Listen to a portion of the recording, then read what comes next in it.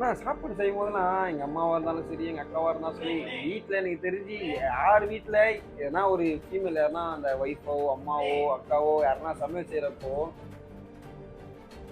சாப்பாடு செய்கிறோம் டைம் ஆகுது அப்படி இப்படின்னு ஆனால் ஒரு நாள் செஞ்சு பார்த்தாதான் ஏன் அந்த வலி தெரியுது. ஒரு நாள் இருந்து பாரியா. நானா? நீங்க ஜோக் பண்றீங்க. நான் சீரியஸா தான் சொல்றேன். ஒரு நாள் நீ என் நாற்காலியில உட்கார்ந்து பார். என் நாற்காலி ஒரு முள் படுக்க, என் பதவி ஒரு முள் கிரீடம்னு உனக்கு புரியும். சும்மா வீட்டில் இருக்கிற பொம்பளைங்க சாப்பாடு சாப்பாடு சாப்பாடு சாப்பாடு செய்யுங்க அப்போ தெரியுது. இதே வந்து எங்க ஒரு சும்மா வீட்டில் இருக்கிற பொம்பளைங்க சாப்பாடு சாப்பாடு சாப்பாடு சாப்பாடு செய்யுங்க அப்போ தெரியுது.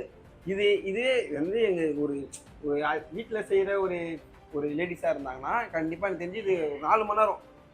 நான் இதுக்கும் ஒர்க் அதிகம் தான். எனக்கு தெரிஞ்சு மேக்ஸிமம் 4 மணி நேரம். நாங்களாம் 6 மணி நேரம், அது 4 பேர் இருந்தோம்.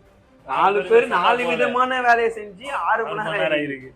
வீட்டில் எல்லாம் 2 பேர் இருப்பாங்க. அது 2 பேர் செஞ்சு அவ்வளோ சீக்கிரம் சாப்பாடு சாப்பாடு சாப்பாடு. உங்களா வீட்டில் இதை விட்டா என்ன வேலை இருக்கு? நாங்கள் வெளியே அங்கே போகிறோம் இங்கே போகிறோம் உட்காந்து செஞ்சு பார்த்தா தான் ஏன் வழி தெரியுது. ஒரு நாள் செய்யுங்கய்யா லீவ் அன்னைக்கு. முட்டை போற ஆஸ்ட்ரிச் தான் தெரியும். இந்த ஆஸ்ட்ரிச் தெரியுமா? நெருப்புக்கோழி இப்படி இருக்கும்.